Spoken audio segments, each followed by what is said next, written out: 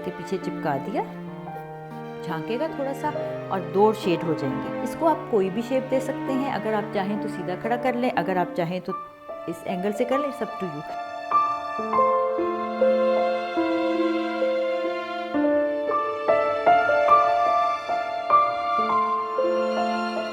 तो इससे मूवमेंट आती है, वो जो एक बिल्कुल सीधी चीज़ जा रही थी वो थोड़ा सा मूव हो गई, थोड़ी सी डेप्थ आ गई।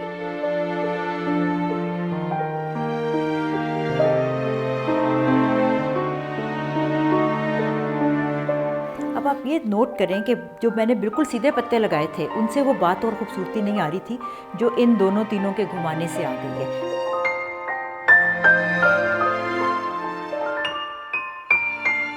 तो ये आज की अरेंजमेंट है और इसको आप ज़रूर ट्राई कीजिएगा, ये पत्ते बहुत आम मिलते हैं।